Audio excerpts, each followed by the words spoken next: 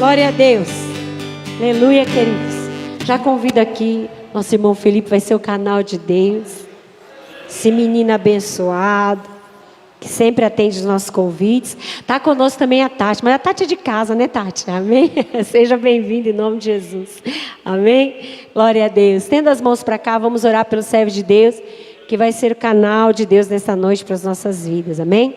Soberano Deus e eterno Pai, eu oro pela vida do teu servo, do teu filho, que tem sido um canal para esta igreja.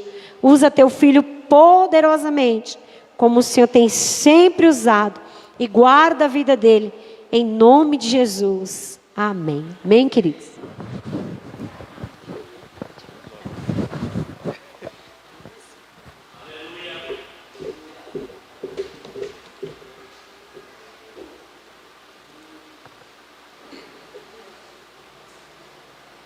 Meus irmãos, quero vos saudar com a paz do Senhor. Quantos estão felizes com Jesus nessa noite? Graças a Deus, que nos dá mais uma oportunidade para glorificar, para exaltar o nome do Senhor. Deus tem sido bom com a gente e tem nos dado mais essa graça. Convido a você a abrir a palavra de Deus no Antigo Testamento, o livro do profeta messiânico, profeta Isaías, capítulo de número 48. Glória a Deus. Enquanto você encontra a referência bíblica, eu quero agradecer a Deus por estar mais uma vez a essa casa de oração, aonde eu também me sinto em casa. Deus abençoe a pastora Lucimara pelo convite, a minha sogra, a pastora Noemi, pastor Jean, pastor Rosinaldo, todos os pastores evangelistas, todo o corpo de obreiro, que Deus abençoe, pastor Júnior, que Deus abençoe grandemente a todos vocês, glória a Jesus. Minha família que está comigo, que Deus abençoe. Irmãos, Isaías 48, quem achou, diga amém. Diz assim: ouvi isto, casa de Jacó, que vos chamais pelo nome de Israel, e saístes das águas de Judá, que jurais pelo nome do Senhor, e fazeis menção do Deus de Israel, mas não em verdade, nem em justiça. E até da cidade santa tomam o nome e se firmam sobre o Deus de Israel. O Senhor dos exércitos é o seu nome. As primeiras coisas desde a antiguidade eu vos tenho anunciado. Sim, pronunciou-as a minha boca e eu as fiz ouvir. Apressadamente as fiz e passaram. Porque eu sabia que eras duro, e a tua cerviz um nervo de ferro, e a tua testa de bronze. Por isso te anunciei desde então, e te fiz ouvir antes que acontecesse, para que não dissesses: o meu ídolo fez essas coisas, ou a minha imagem de escultura, ou a minha imagem de fundição foi quem mandou fazer. Já vocês têm ouvido, olha bem para tudo isso. Porventura não te anunciareis? Desde agora te faço ouvir coisas novas e os meus mistérios que nunca conheceste. Agora são criadas e não desde então, e antes deste dia não as ouviste, para que não digas: eis que eu já a sabia. Nem tu ouvistes, nem tu a conhecestes, nem tampouco desde então foi aberto o teu ouvido, porque eu sabia que procederias muito perfidamente, e eras prevaricador desde o ventre. Então, por amor do meu nome, eu retardarei a minha ira, e por amor do meu louvor, me conterei para contigo, para que te não venha cortar. Eis que te purifiquei, mas não como a prata, provei-te na fornalha da aflição. Por amor de mim o farei, porque como seria profanado o meu nome? E a minha glória eu não darei a mais ninguém. Até aqui, pode se assentar por gentileza, glorificando e exaltando o nome do Senhor Jesus. Queridos irmãos, o texto ora lido traz para nós uma conotação bem interessante de algumas coisas que estão acontecendo nos nossos dias, visto que o livro de Isaías é considerado por muitos, ou por quase todos, a Bíblia dentro da Bíblia. É bem verdade que nós sabemos que toda a Bíblia contém os seus 66 livros, na qual se divide em 39 Antigo Testamento e 27 Novo. O livro do profeta Isaías contém 66 capítulos, também dividido em dois, qual? Antes do exílio babilônico e pós-exílio babilônico. Toda a trama que é dada nesse livro vai falar acerca de uma pessoa só, a pessoa bendita de Jesus Cristo. Assim como a Bíblia Sagrada, desde Gênesis a Apocalipse, ela trata acerca de Jesus, todos os livros da Bíblia, independente se falam ou não diretamente o seu nome, sempre estão falando dele. É por isso que o apóstolo Paulo ele vai dizer que o cerne da sua pregação, ou o centro da sua pregação, e de todos aqueles que queriam falar acerca dessa palavra, tem que ser acerca de Cristo. Isaías não é diferente. É por isso que ele é considerado como profeta messiânico, pois foi o que mais falou de Jesus, foi o que mais falou sobre Jesus, foi o que mais falou que viria Jesus. Talvez alguém pode pensar que falar de Jesus hoje é fácil, claro que é. Todos nós, independente se somos cristãos ou não, já conhecemos ou já ouvimos falar de Jesus. Alguns conhecem Jesus como o menino da manjedoura, aquele bebê tão bonito que quando os 3 magos chegam ali na estribaria, eles não conseguem parar diante dos seus pés ao ver quanto aquela criança era linda. E o texto lá em Lucas capítulo 2 vai dizer que eles, quando chegam com ouro, incenso e mirra, eles logo se prostram e começam a adorar aquele menino. É a primeira vez que alguém adora uma criança, um bebê. Outros vão conhecer Jesus como aquele que está figurado por vários artistas plásticos, em grandes quadros ou escultura. Aquele semblante caído, aquele Jesus todo ensanguentado, trazendo para nós uma conotação de dor, uma conotação de sofrimento, trazendo para nós uma conotação, aleluia, totalmente contrária com o que a Bíblia vai falar. É claro que nós sabemos que ele sofreu sim dor, ele sofreu sim escárnio, ele sofreu sim zombaria. Tanto é que nós estamos falando de Isaías, e o próprio Isaías vai dizer lá no capítulo 53 que ele foi moído pelas nossas transgressões. Ele vai dizer que agradou o Senhor a moê-lo, e tem mais, ele diz que pelas suas pisaduras nós fomos sarados. Vai dizer que ele não era tão bonito assim, vai dizer que nele não havia nenhuma beleza ou formosura para que o desejássemos. Era alguém que os homens, as pessoas escondiam o rosto dele. É interessante que esse livro vai nos chamar a atenção à medida com que nós mergulhamos nele, porque falar de Jesus hoje, como eu disse, é muito fácil. Até quem não crê em Jesus sabe que alguém existiu, e esse alguém mudou toda a história da humanidade.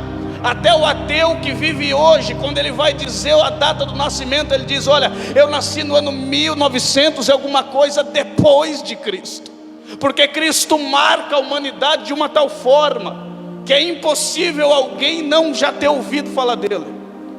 Só que aqui, irmãos, nós estamos falando de muitos anos antes de Jesus, e Deus vai levantar alguém agora com tamanha ousadia, que parecia agora que Isaías estava vendo a olho nu o Messias. Até então todo mundo profetizava, mas ninguém falava na intimidade, ninguém falava com tanta propriedade disso, ninguém falava como se conhecesse tanto ele.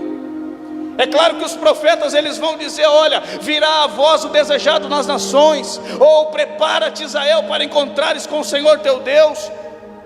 Mas Isaías é diferente. Quando ele vai falar, ele diz: olha, porque a virgem conceberá e dará luz a um filho. Perceba a afirmação da frase. E a propriedade vai tomar conta mais da profecia quando ele vai dizer assim: e o seu nome será Maravilhoso, Conselheiro, Deus Forte, Pai da Eternidade, Príncipe da Paz. Aquele povo não conhecia paz, aquele povo não conhecia nada daquilo. Mas Isaías vem com uma mensagem diferente. Ele era o conselheiro, mas aquele povo não ouvia conselho. Ele era o Deus forte, mas aquele povo não tinha ninguém forte que defendesse-os. Ele era o Pai da eternidade, mas aquele povo só tomava conta, só queria se preocupar com hoje. Mas é nesse cenário caótico, que Deus vai levantar alguém para falar totalmente o contrário do que estão dizendo aí. Esse livro é dividido antes do cativeiro, porque a vida deles mudam quando eles são presos. E é sobre isso que eu quero dizer essa noite. Qual é a nossa prisão? Se hoje nós falamos tanto em liberdade, mas existe um sistema aí fora que quer nos prender, que quer nos moldar ao bel prazer de uma sociedade. E aí a gente fica pensando: a igreja está mudando tanto, está evoluindo tanto, mas nem toda mudança é uma evolução. Às vezes uma mudança que a gente acha que está evoluindo, a gente está retrocedendo. Às vezes alguém diz: vamos mudar isso, vamos fazer diferente, e a gente acha que está evoluindo, quando estamos voltando para trás.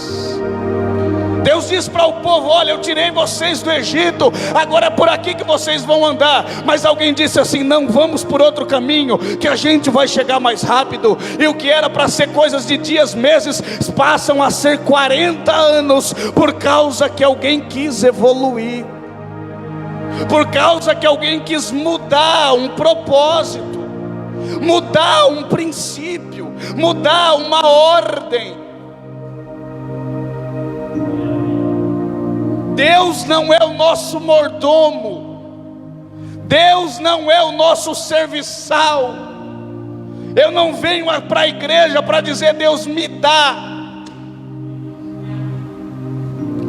mas eu venho agradecer por aquilo que Ele já me deu. Quem manda ainda é o Senhor. Para de querer mudar aquilo que Deus sempre te abençoou, Deus sempre já te deu. Para, não.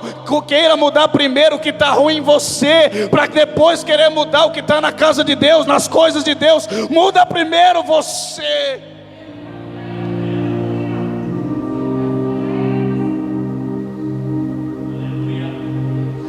Tudo estava bem, até que Deus levanta Jeremias, no capítulo 18, versículo 25, ele vai dizer assim: olha,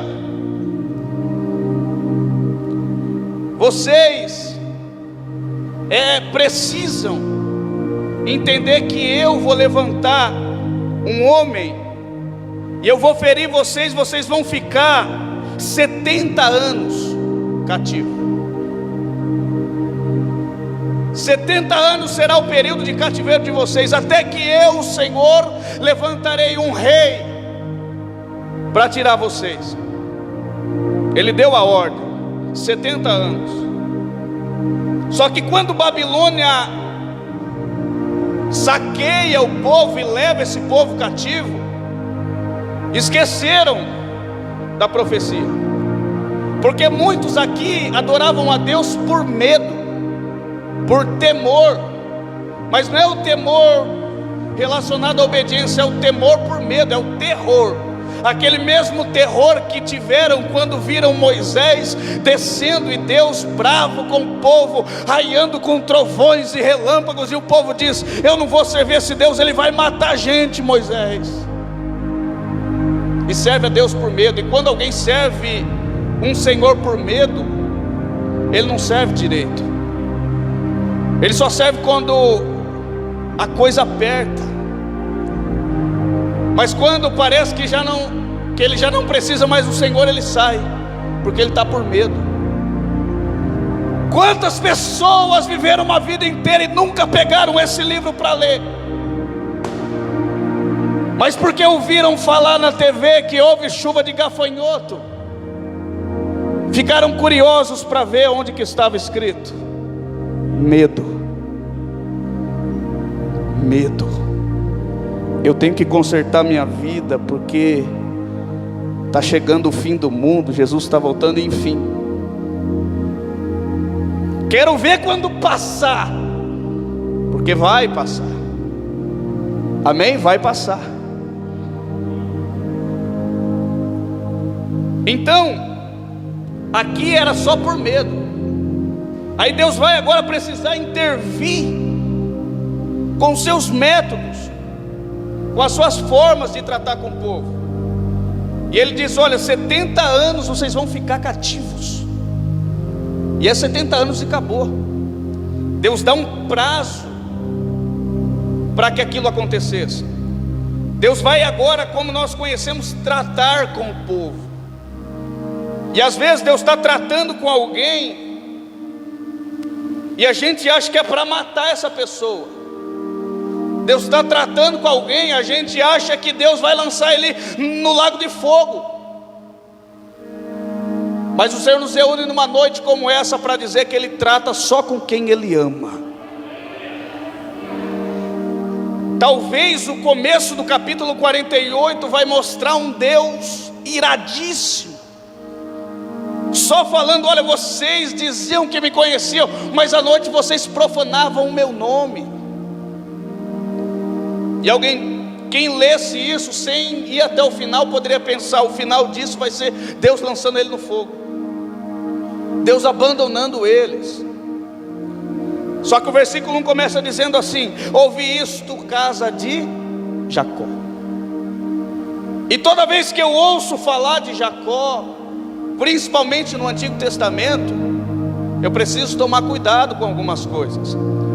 Principalmente aqui em Isaías, quando ele vai dizer: olha, porque eu te criei, ó Jacó, e te formei, ó Israel. Porque Jacó é criação, mas Israel é formação. Então ele vai dizer assim: ouvi isto, casa de Jacó, que vos chamais pelo nome de Israel.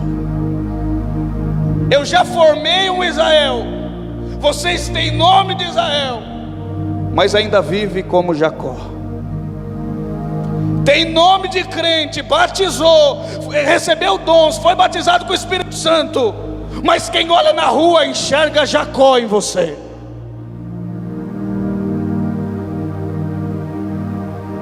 Ah, mas eu faço parte do povo de Israel. Cuidado, porque quem determina quem é o povo de Israel é quem vai vir buscar o povo de Israel. Ele disse: eu edificarei a minha igreja. Então olha só que interessante, há uma preparação para um encontro, porque ele diz: olha, prepara-te, ó Israel, para encontrares com o Senhor teu Deus. E muitas vezes a gente quer encontrar sem se preparar para o encontro. Aí para preparar para o encontro, o que Deus faz? Vai ficar cativo 70 anos para aprender. Por quê? Aí ele vai dizer: por amor de mim. Aleluia. Oh glória, por amor de mim, eu vou salvar vocês. O nosso amor já é incapaz de mover o coração de Deus. O nosso amor não alcança. Quem conhece aqui o amor de um pai, foi dia dos pais domingo, o amor de uma mãe, mas esse amor não alcança. Aí Deus diz: o amor de vocês não alcança, mas por amor de mim eu vou salvar vocês. Eu empresto o meu amor para salvar vocês, porque eu te formei, ó Jacó. Eu te criei, ó Jacó, eu te formei, ó Israel. É por isso que Jesus, no capítulo 15 de João, ele vai olhar para os discípulos e dizer: não foi vós que me escolhestes, mas eu vos escolhi. Aí tem gente que diz assim: eu não vou pregar para aquele lá, porque ele não quer nada com Jesus. Ah, abandona, já falei, já convidei, já fui na casa, já liguei, mandei mensagem e nada. Outro vai dizer assim: fulano não me dá paz do Senhor, eu não vou com a cara de ciclano. Vamos orar, vamos, mas não chama ciclano não. Não quer nada com Jesus. Aí eu fico pensando como é que foi na cruz.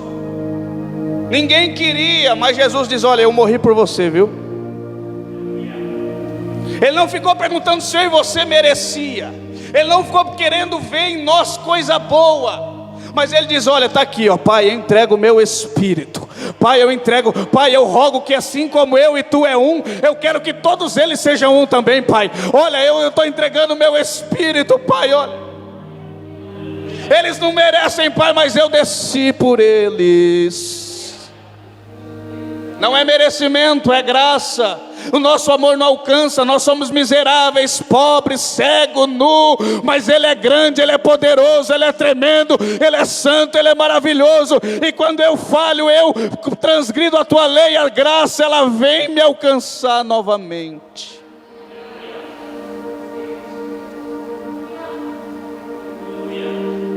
Começa-se então o período do cativeiro. E talvez alguém pensou assim: vai durar só 10 anos, vai durar só 15 anos.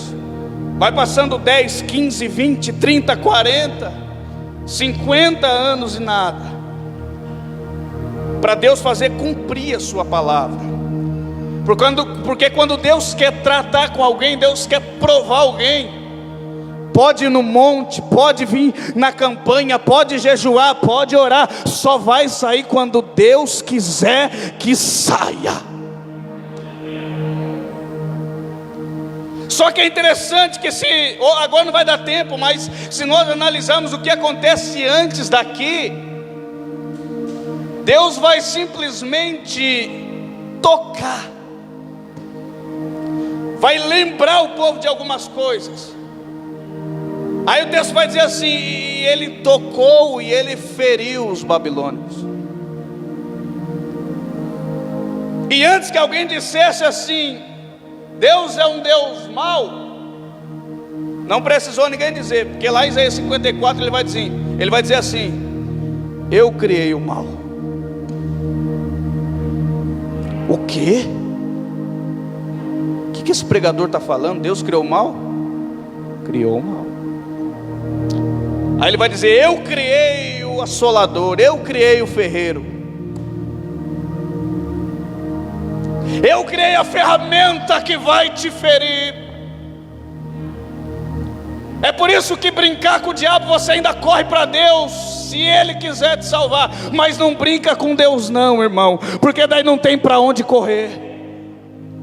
É por isso que Tiago vai dizer: horrenda coisa é cair na mão do Deus vivo. Para o diabo te fazer um mal, Deus tem que permitir, depois você se permitir não vigiar. Deus não. Ele vem e toca. Ele vem e toca. Ele vem e toca. O texto diz assim: Ele abate o exaltado e exalta aquele que está humilhado. É Deus. Esse é o nosso Deus. O diabo tem que armar cilada, preparar planos. Deus não, é só Ele querer, Ele vai lá e toca. Ele vai lá e fere. E de repente o rei da Babilônia vai começando a ver as coisas para ele dando erradas. Deus cria o assolador, cria uma situação, um ambiente para que o povo começasse a lembrar de algumas coisas. E aí começa o que nós lemos. Ele diz assim: olha, porque apressadamente eu vos anunciei desde a antiguidade.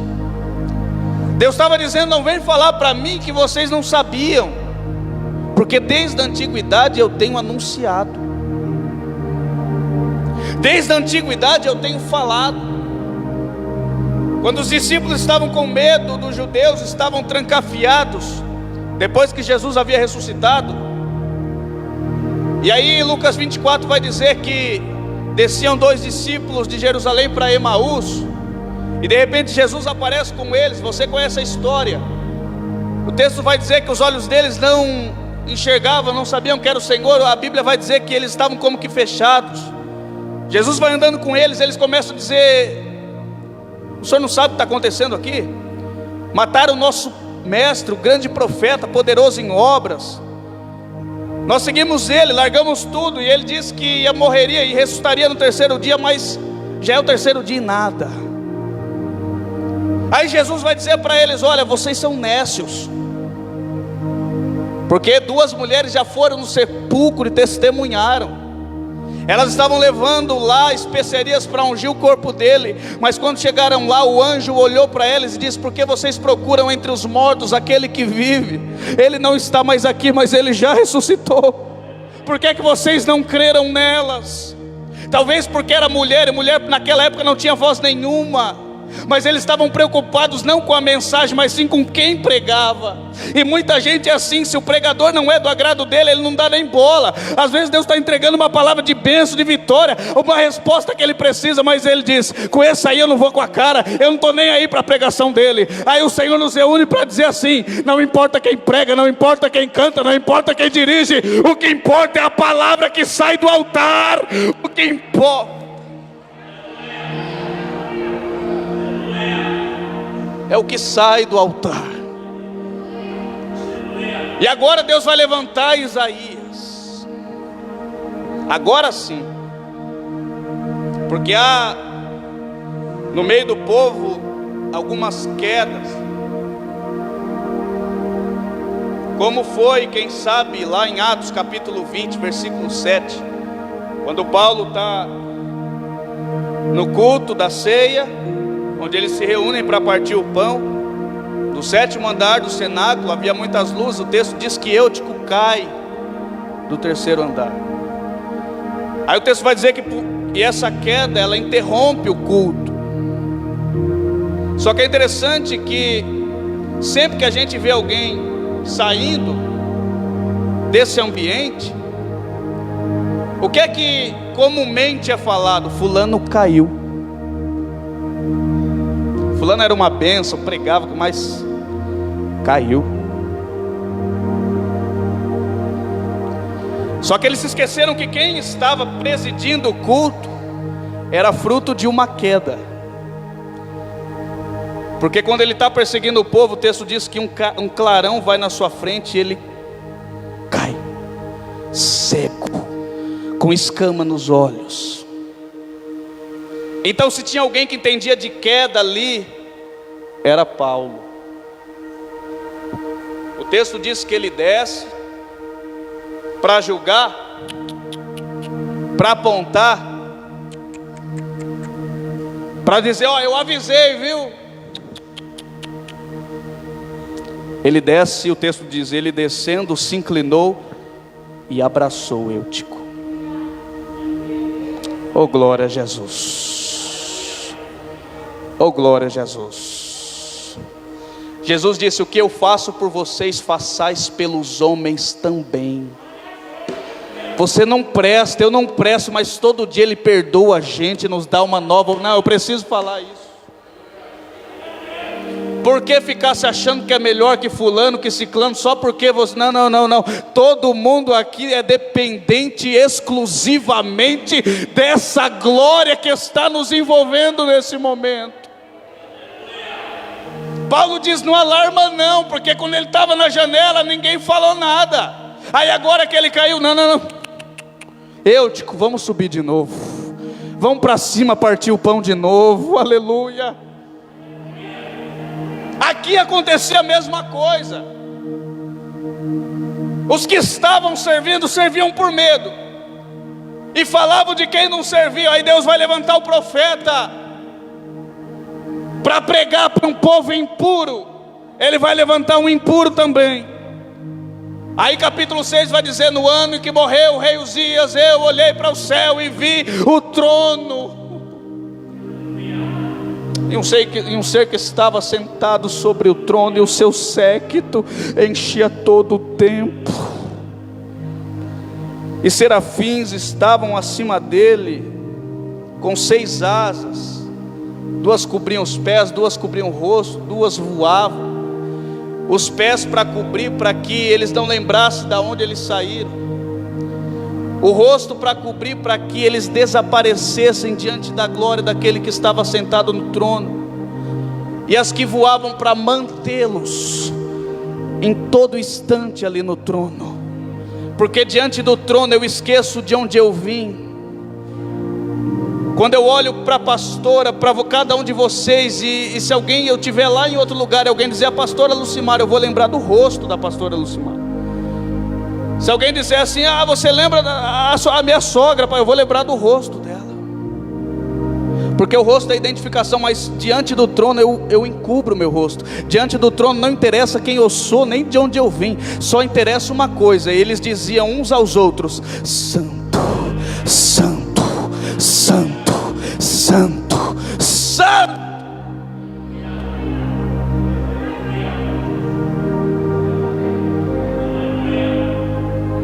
É a única vez que nós vamos ver alguém acima do trono.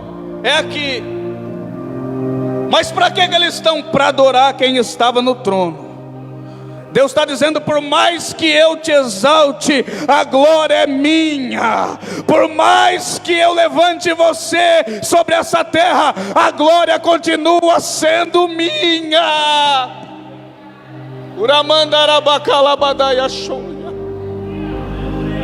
Oh, glória a Deus.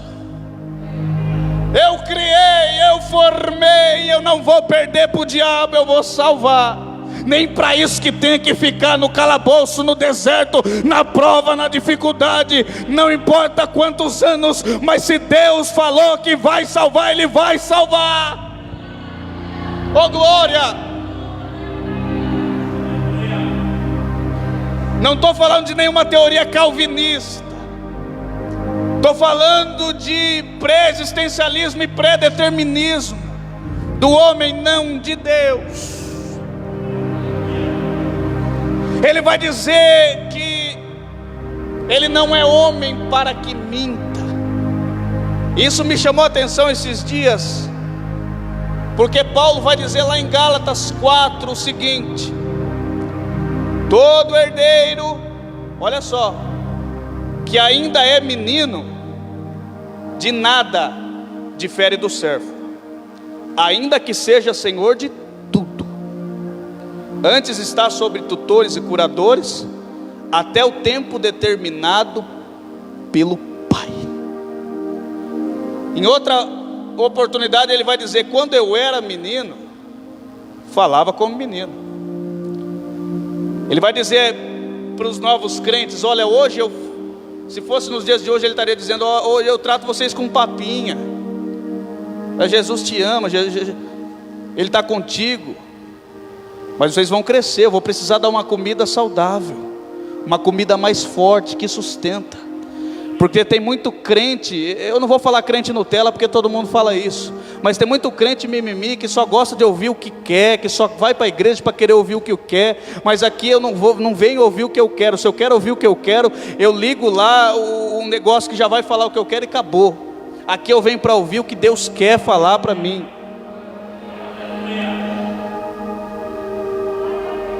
Só que ele diz assim: olha, nós somos meninos, nós vamos de glória em glória, de fé em fé, de força em força, até se tornar varão perfeito, que traduzido é um homem.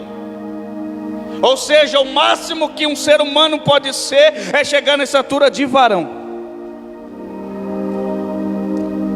Só que o que para nós é o máximo, para Deus é o mínimo. Porque Ele diz: eu não sou homem. Oh, glória a Jesus. Eu não sou homem para que minto, nem filho do homem para que se arrependa. O que para nós é o máximo, para Ele é o mínimo. Mas o que isso é sentimento? Sim. Porque agora Deus vai tratar com sentimento. É aqui que nós vamos ver um Deus que pensa. É aqui que nós vamos ver um Deus que ama e demonstra esse amor. É agora com o povo cativo. Perceba que nós vamos ver um pai que o filho fez o que não era para fazer e o pai castigou. Mas quem tem filho sabe que quando vai corrigir o filho, ele castiga, ele diz: olha, você não vai ganhar aquilo que eu te prometi, você está de castigo. Mas o coração do pai fica. Mas ele precisa, o filho precisa amadurecer. E agora esse Deus que por um lado está irado com o pecado do povo, em contrapartida Ele vai começando a demonstrar o amor. Se você não tem amor suficiente, eu faço por amor de mim. Porque aqueles estavam carentes, a corrupção tomou tanto conta, tanto no social quanto no familiar, tanto quanto no religioso. Eles não adoravam mais, não cultuavam mais, não congratulavam mais. E Deus vai usar isso exatamente contra eles. As mães eram tomadas dos seus filhos. Elas ficavam grávidas, geravam por 9 meses. E quando elas tinham seu filho desmamava. Se desse tempo, eles matavam as crianças. Primeiro, as que nasciam com defeito eram mortas, e as que nasciam perfeitos, os meninos, era levado para trabalhar como escravo. Mudavam-se os seus nomes, porque depois de Babilônia, quem vai operar é Ciro, e Ciro era persa. Quem lembra de Persa vai lembrar dos Medo-Persas, e vai lembrar de Daniel, que quando foi para lá o seu nome mudou também. A mãe não tinha nem a oportunidade de colocar o nome no filho, e se ela sabia que aquele nome que ela colocasse iria ser mudado. Aí a história vai nos dizer que essas mães, elas escreviam seus nomes nas mãos. Elas pediam para o ferreiro tatuar o nome nas mãos. Mas não era hoje não, eles machucavam e ficava ferida com os nomes, como é feito em boi hoje. Queimavam, e aquelas feridas bolhas. Só para a mãe ter o nome do filho na mão era a única coisa que para ela era. Ela podia, ela tinha o direito.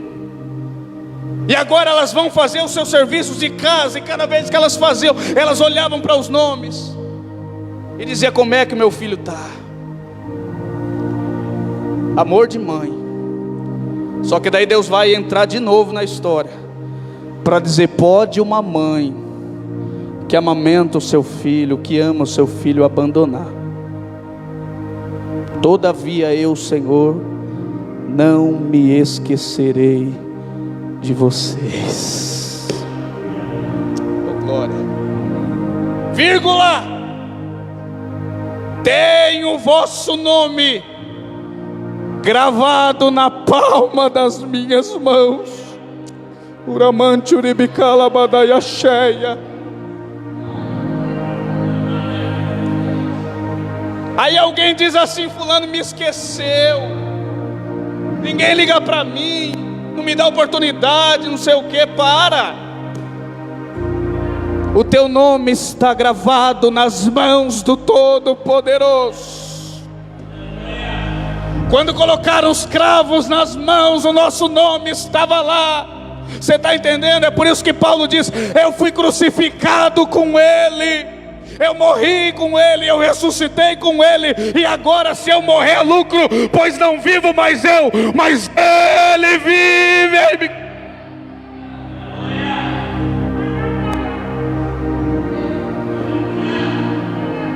É por isso que não fomos feitos de ouro, porque ouro não suporta, prata não suporta, bronze não suporta, mas barro se suporta.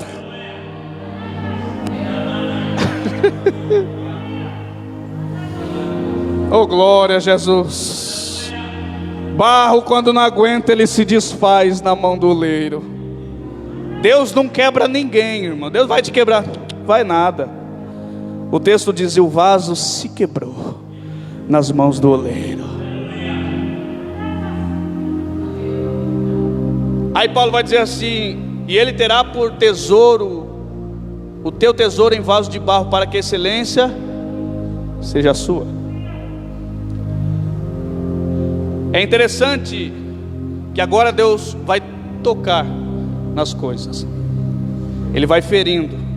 À medida com que aquele coração que ele vai endurecer lá no começo, no primeiro ano dos 70, até chegar no finalzinho, aquele rei vai vendo que aquele povo era diferente.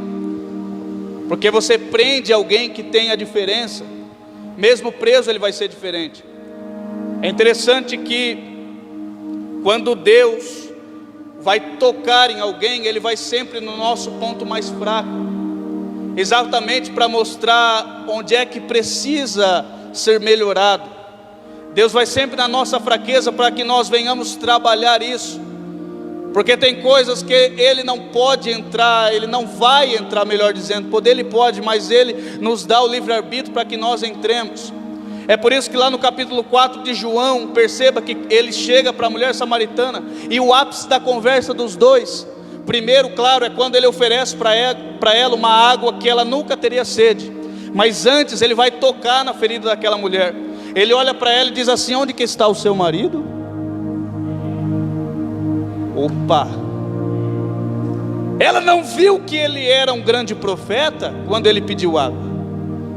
Ela não viu que ele era um grande profeta quando ele ofereceu água.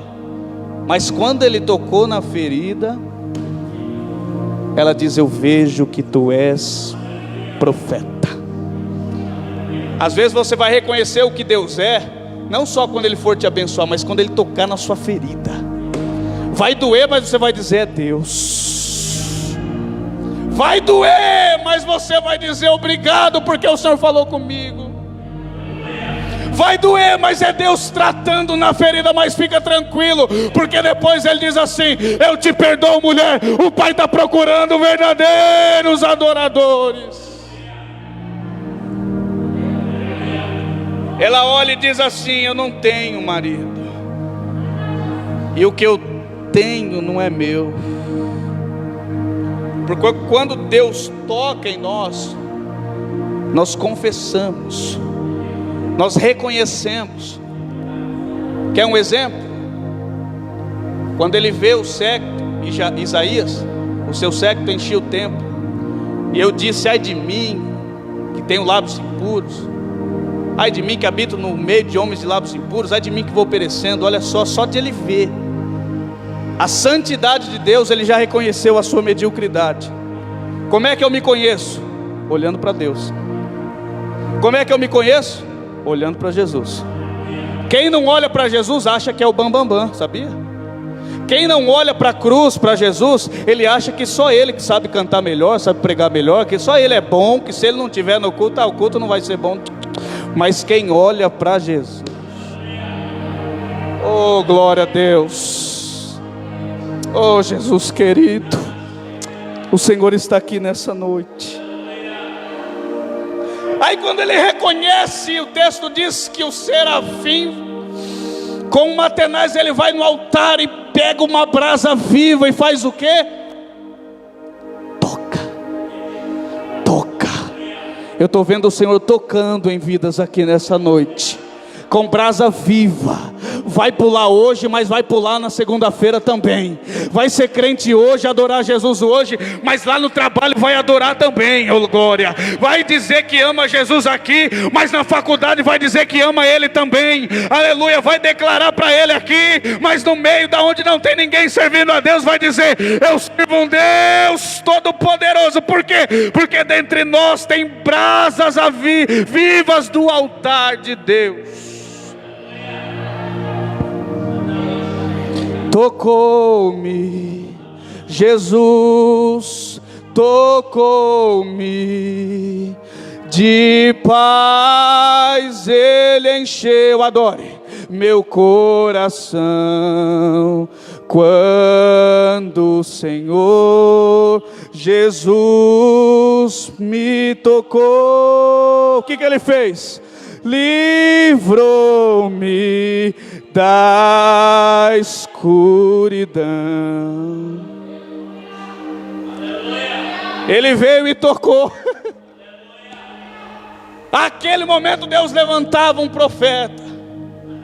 Não tinha carteirinha, não tinha óleo na cabeça, mas tinha teto do altar, brasa viva.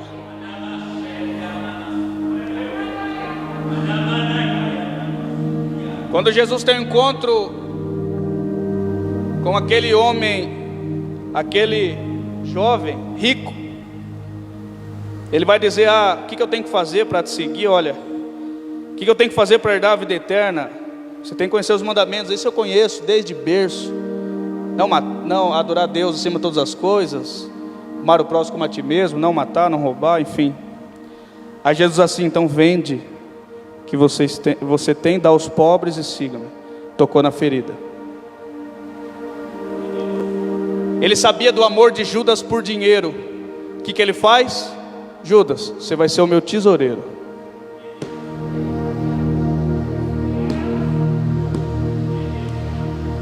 Ah, Pedro, você tem o gênio forte?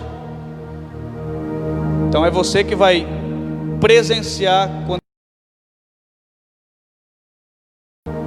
ele tratando.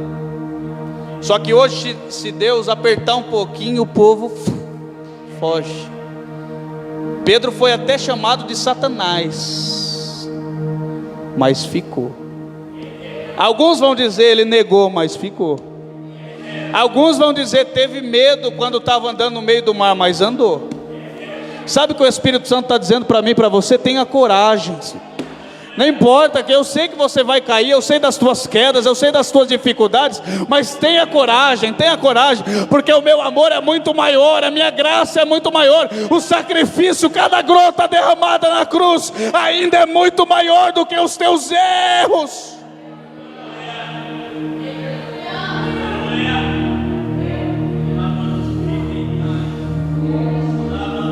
Vamos seguir, versículo 2. E até na cidade santa vocês tomam o meu nome e se firmam sobre o Deus Israel. O Senhor dos exércitos é o seu nome.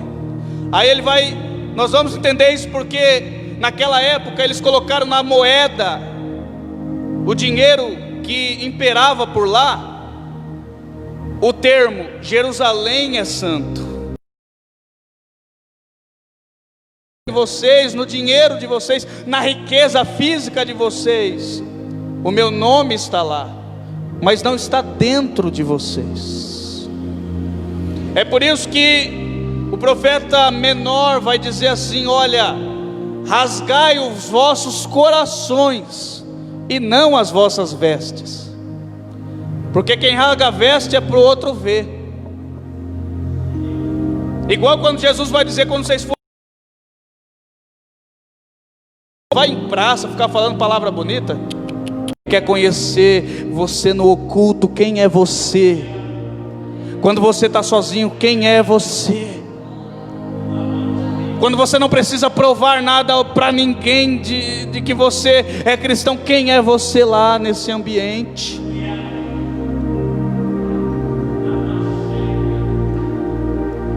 Mas vamos seguir.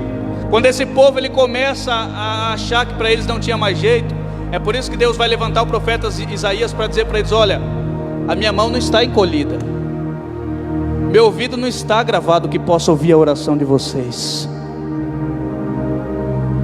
Aí ele disse: eu vos anunciei isso, por isso então te anunciei e fiz ouvir as coisas que antes acontecessem. Aí nós vamos agora lá para o versículo 18. Olha só o que diz: se tivesse dado ouvidos aos meus mandamentos. Olha só o arrependimento, parece aqui do pai. Ele castigou, mas agora ele está dizendo: filho, se você tivesse me ouvido, não ia precisar disso. Oh, glória a Deus. O Senhor não quer que você volte para o final da fila, não. O Senhor não quer que quando aquilo que está pronto para chegar na tua vida, quando estiver perto, você perca e tenha que voltar tudo de novo, não. O Senhor só diz para mim e para você nessa noite: ouve a minha palavra. Porque senão nós vamos ser movidos só por um sentimentalismo barato, como muitos da Bíblia se tornaram, em vez de buscar o fogo do altar, como Isaías, a brasa viva, ficaram vivendo de fogo estranho. E quem vive de fogo estranho se torna palha que queima fácil, porque fogo estranho queima para te deteriorar, mas fogo de Deus queima para te fortalecer. Oh glória! É como a sarça, ela queimava, mas ela não se consumia.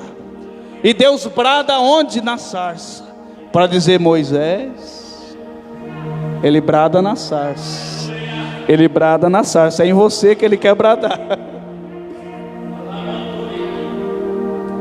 Então agora há essa separação que Deus agora vai tentar trazer a partir do cativeiro. Perceba que, se você ler o livro de Esdras, vai dizer já no primeiro versículo que ele levanta um homem por nome de Ciro, o rei Ciro II. A história vai dizer que esse homem era filho de Orígenes, que teve um sonho que da sua esposa estava saindo ramos pelas suas costas, e nesses ramos tinha uma criança, que essa criança ela iria tomar o seu trono. Ele, por soberba, pede para que o seu mordomo mate o seu filho, porque se ele matasse, maldição viria sobre ele. A história vai dizer então que esse mordomo, por nome de Hartagno, ele, quando vê a criança, ele vê o Ciro, ele fica agraciado por aquela criança. Então ele não mata, ele deixa aquele filho crescer, ele dá para outra família cuidar. O seu chefe então, o seu senhor, sabendo disso, mata o filho dele e dá para ele comer. E ele só descobre que estava comendo a carne do filho quando entregam então no final a cabeça, e diz: isso é porque você não obedeceu a mim. A história vai dizer então que esse homem ele se rebelia, e ele junto com Ciro rouba o trono do pai, e o reino agora se divide em Medo e Persa. Ciro toma parte de um, e a história vai dizer que ele, por algum motivo, o historiador Flávio José vai dizer assim: por algum motivo ele ouviu a voz de Deus. Eu não creio assim, porque Jeremias já tinha profetizado: depois de 70 anos eu vou levantar um rei que vai livrar o meu povo. Ciro nunca tinha ouvido pregação, Ciro nunca tinha sido evangelizado, mas por algum motivo ele ouviu a voz de Deus. Sabe o que é isso?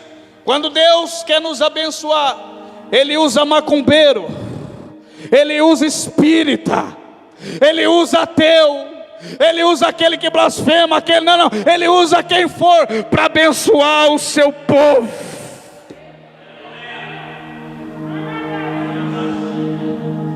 E agora Ciro, ele, enquanto os babilônicos estavam comemorando, ele abre as comportas e o povo sai. E agora ele vai dizer para o povo: olha, quem quiser voltar para Jerusalém está liberado, vocês podem voltar. Tem muita gente que quando vai ler Isaías, e quando Deus diz assim: esse é o meu pastor, o meu ungido, não está falando de Jesus, está falando de Ciro. Ele chama o ímpio de ungido. Olha só. Hoje tem muita gente que nem ceia toma por se achar tão indigno. E talvez aquilo que era para motivar o perdão, motiva para separação. E Deus ungindo o ímpio para salvar o justo. Entendeu? Nem eu. Mas esse é o nosso Deus. Mas vamos seguir. Depois que tudo isso acontece, são criadas então, e Deus vai dizer: olha, tudo isso eu fiz antes, para que vocês não dissessem, foi o meu ídolo de madeira que fez. Tudo isso eu fiz antes, para que vocês não dissessem, eu já sabia. Porque atribuir a outrem aquilo que Deus fez para eles era um pecado imortal. Tanto é que Jesus vai dizer da blasfêmia contra o Espírito Santo. Aqui era a mesma coisa. Deus, ele vai trabalhando antes para não deixar o povo pecar, porque é um Deus justo. Ele é amor, mas ele é justiça. Ele sabia que se o povo pecasse ali não tinha mais chance. O que ele faz? Ele se antecipa. É o mesmo que Jesus fez. Pai, eles não vão aguentar esperar. Quando eu subir para o céu, Pai, eles não vão aguentar. Então vamos fazer uma coisa, Deus. Já vai enviando o Consolador. Oh, glória a Deus. Envia, Pai, porque eles não vão aguentar. Oh, glória. E o texto diz: eu rogarei ao Pai e Ele vos enviará o Consolador. Na época da graça, o que eu mais preciso, o consolo do Espírito Santo. Paulo vai dizer: eu não preciso de nada. Eu sei estar abatido, eu sei ter abundância, eu sei padecer necessidade.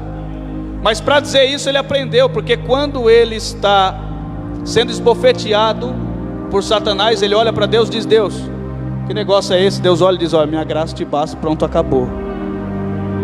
É o consolo. É o consolo. Versículo 18: se vocês tivessem dado ouvido aos meus mandamentos, nada disso tinha acontecido. Ele diz assim: se vocês tivessem ouvido, então eu seria, é Deus que está falando, se vocês tivessem ouvido, eu, Senhor, teria sido a sua paz, como um rio. Oh, glória a Jesus. Vírgula, e a tua justiça como as ondas do mar. Também a tua descendência seria como areia. Ou seja, eu seria a tua paz, a tua justiça. E não para por aí.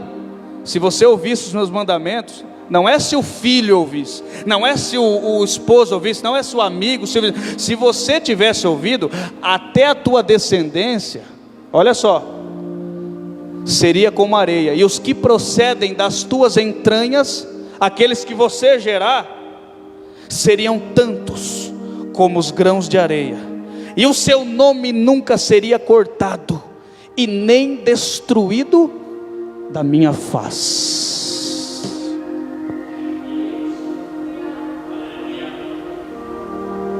É a Bíblia quem nos garante. Tudo por quê? Tudo isso que nós falamos, por quê? O que Deus resume nisso tudo? Era só para me obedecer. E às vezes passa ano, entra ano, a gente faz campanha e vai e diz: por que não acontece na minha vida? Aí Deus diz: é só para me obedecer. Eu tenho tudo preparado, mas é só para me obedecer. Então será minha paz como um rio, calmaria. E quando nós vamos ver rio e falamos de trono, nós vamos lá para Apocalipse 22, que João vai dizer assim: e mostrou-me um rio puro, de água viva, claro como cristal, que procedia do trono de Deus e do Cordeiro. E no meio da sua praça e de uma de outra banda do rio estava a árvore da vida, que produz 12 frutos, dando seu fruto de mês em mês, e as folhas da árvore são para a saúde das nações. E ali nunca mais haverá maldição contra alguém, e nela estará o trono de Deus e do Cordeiro, e ele e os seus servos o servirão. Como é que eu vejo a Deus? Como é que eu sinto a paz de Deus como um rio? Obedecendo, porque ele diz: e verão o seu rosto, e na tua testa estará o teu nome, e ali não haverá mais noite, e não necessitarão de lâmpada, nem de luz do sol. Por quê? Porque o Senhor Deus os alumia, e reinarão para todos sempre. Paz. Quantas pessoas dizem servindo a Deus, tirando as suas vidas, outros vivendo como zumbi, sem perspectiva. Você fala: irmão, como é que está? Ele diz: a minha vida está uma prova, eu não saio disso, entra ano e sai ano. Ouve a voz de Deus para você ter paz como um rio tranquilo. Como o Salmo diz: me leva a águas tranquilas, refrigera a minha alma. Eu creio que talvez eu possa ter vindo aqui para pregar para uma pessoa, e eu não estou nem um pouco preocupado com isso, mas eu quero que você saia daqui dessa noite entendendo que você só terá paz, você só será bem sucedido na tua vida se você ouvir a palavra do Senhor, o conselho de Deus. Para de ser levado por ventos de doutrinas, por fogo estranho, senão você não vai passar de menino. Samuel era menino, e Deus fala com Samuel, porque Deus fala com o menino também. O texto vai dizer que ele estava ali, e quando ele estava, a sua cama ficava do lado da arca, e antes que a luz se apagasse, Deus brada com ele de Samuel. Só que ele não entende, porque ele era menino.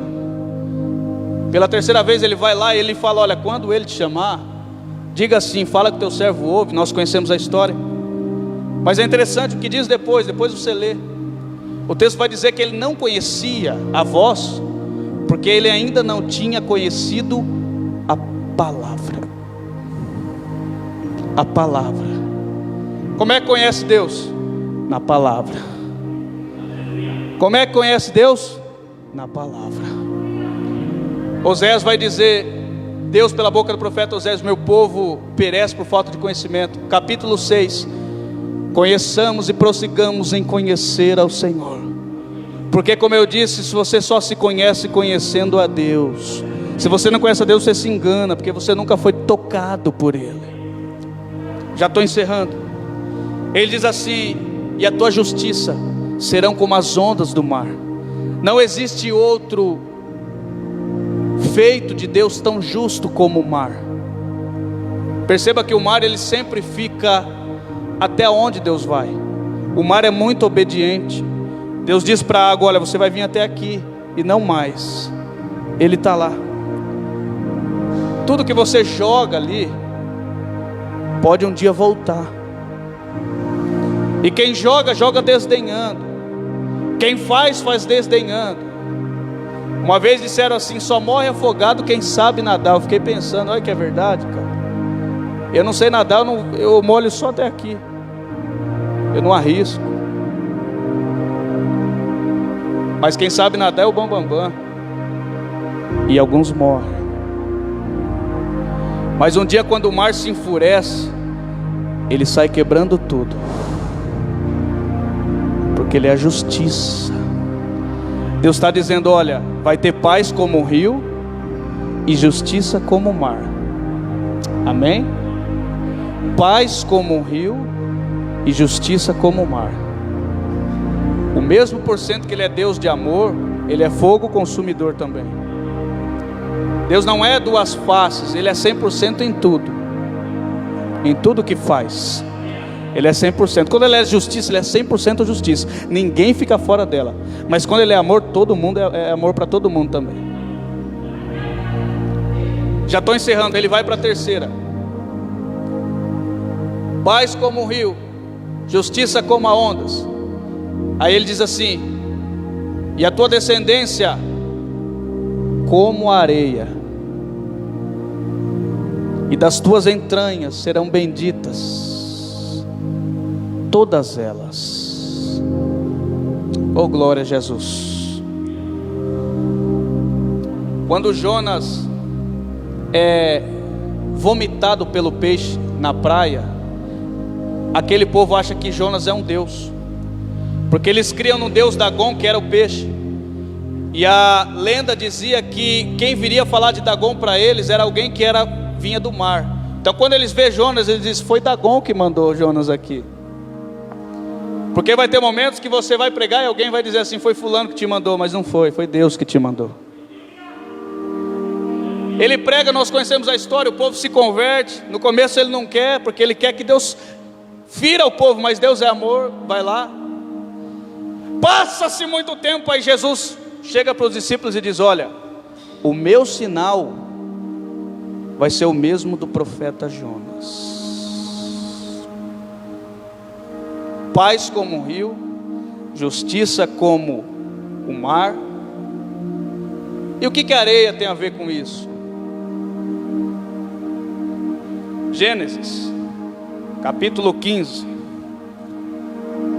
Abraão, sai fora da tenda. Olha para a areia, pode contar ela?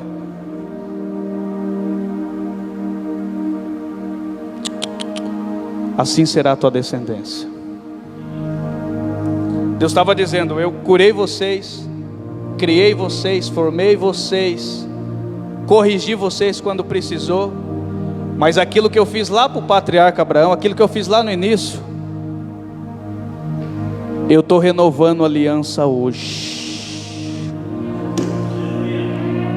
O Senhor está dizendo: tudo que você fez e você achou que você não é mais digno, você já perdeu a esperança, não, agora acabou, meu ano 2020 acabou, essa pandemia, olha o que ela fez, acabou com tudo. Aí o Senhor diz assim: eu estou renovando a aliança contigo. Eu te trouxe aqui porque eu estou renovando a promessa que eu te fiz lá atrás. Se coloque de pé, por gentileza. Convido alguém para louvar o Senhor. Nós já estamos encerrando.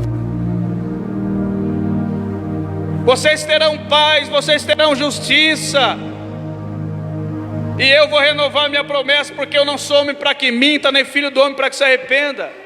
Eu falei que ia fazer e vou fazer, só para que vocês saibam que eu sou o Senhor. Só para isso. Não é para que vocês saibam que você é pregador, cantor, não, é só para que vocês saibam que eu sou o Senhor. Feche teus olhos, por gentileza. Pai querido, Pai santo, Deus, em nome de Jesus, Pai querido, eu te agradeço, ó Pai, pela tua igreja. Eu te agradeço, Espírito Santo, pela tua palavra, Pai. Deus, em nome de Jesus, fala conosco, ó Senhor. Depois desse maná celestial que o Senhor nos deu, Pai, eu te peço, Senhor, renova a paz daquele que não tem, Senhor. Renova, Espírito Santo, ó Deus, aquele que já não consegue botar a cabeça no travesseiro e dormir tranquilo. Pai querido, vai tirando de nós todo sentimento de culpa, todo mal, Senhor. Pai querido e santo, e que essa prisão que nós estamos, ó Pai, venha para que nós saíssemos dela, Deus, melhores, servos melhores, adoradores melhores, filhos melhores, maridos, esposas, vizinhos, empregados, patrões, todos melhores, Senhor. Senhor, em nome de Jesus, que esse ambiente, esse lugar, Senhor, venha, ó Pai, curar, venha restaurar. Que aquele que entrou aqui triste, Senhor, ferido, Pai, Senhor, possa sair daqui, Senhor, curado. Possa sair daqui, Senhor, regozijando na tua presença. Pai, em nome de Jesus, ó Deus, que esse culto de libertação venha nos libertar das prisões da mente, venha nos libertar das prisões que ferem a nossa alma, Pai. Deus, em nome de Jesus, eu profetizo no teu nome para a tua igreja, ó Deus, abertura de prisões, vista, Senhor, espiritual, ó Deus, ouvidos sensíveis à tua voz, ó Deus, em nome de Jesus, nos ajuda, Senhor, a ser melhores. É o pedido da nossa alma, é o que eu te peço, Senhor, e te agradeço, em nome de Jesus. Amém. Que Deus abençoe cada um dos irmãos. Eu agradeço a minha oportunidade. És tudo para mim e eu te adorarei.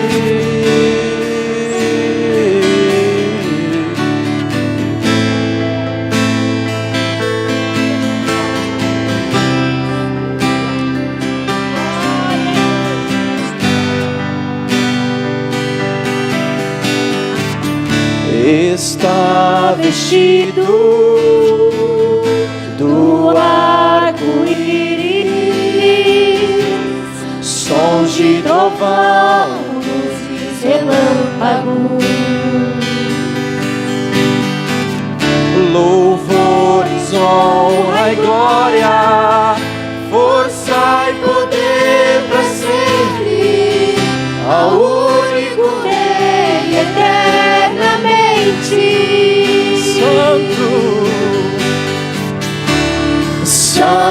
Santo, Santo, Santo, Deus Todo-Poderoso, que era e é e há de vir. Com a criação eu canto louvores ao Rei dos Reis. És tudo para mim, e eu te adorarei.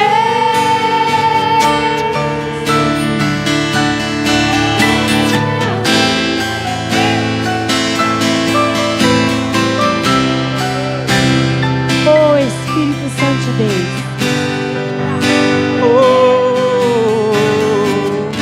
Maravilhado, extasiado, eu fico ao ouvir teu nome. Maravilhado, maravilhado, extasiado, eu fico ao ouvir teu nome. Jesus, teu nome é Jesus, teu nome é força, é fôlego de vida, misteriosa água viva. Jesus,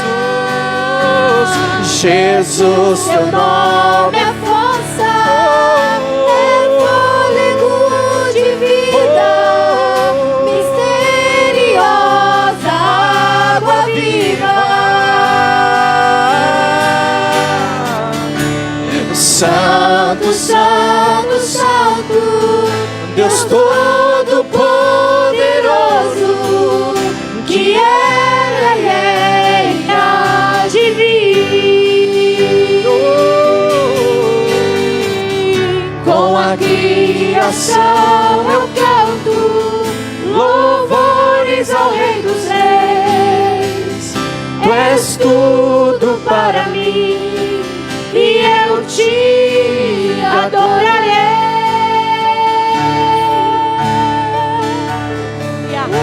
Oh, aleluia. Glória a Deus. Oh, Espírito Santo de Deus, que através desta palavra que foi ministrada pela vida do teu filho, Senhor, o Senhor venha gerar um espírito de obediência no meio da tua igreja, Senhor, no meio do teu povo. Nós clamamos por cura, por libertação. Nós clamamos por salvação, Senhor. Vai entrando deste lar, desta casa, desta família. Vai quebrando os cativeiros. Vai rompendo os grilhões. Vai endireitando os caminhos tortos. Quebrando as portas de bronze. E trazendo a cura, a libertação. Em nome do Senhor Jesus Cristo. Aleluia, que Jesus possa trazer sobre a tua casa, sobre a tua família a cura, a libertação, que o Senhor possa restaurar o teu relacionamento com Ele. Quantas vezes o diabo vem para te acusar, para falar, olha, você errou, você pecou, não tem mais jeito. Mas Jesus está dizendo que Ele muda a sua história, é Ele que transforma, é Ele que renova, é Ele que te levanta novamente. A palavra de Deus diz: todo aquele que se arrepender, aleluia, todo aquele que confessa, se arrepende e deixa, alcança misericórdia. Todas as vezes que você se arrepende, que você confessa o seu pecado e você deixa, você alcança a misericórdia de Deus. E Jesus, Ele quer nessa noite, aleluia, resgatar a tua alma, a tua vida, te dar novamente alegria. Quantas vezes o diabo vem para tirar a tua alegria na tua casa, com a tua família, no teu casamento, na vida dos teus filhos, no teu relacionamento. E Deus está dizendo: eu quero trazer alegria, eu quero trazer paz. Deus quer nos dar paz, irmão. Experimente as águas tranquilas que o Senhor tem para pôr na tua vida. Ele quer te levar às águas tranquilas. Ele não quer que você ande atribulado, atormentado, perturbado. Não. Jesus quer que você tenha vida, e vida com abundância. Tem alguém no nosso meio que está afastado dos caminhos do Senhor?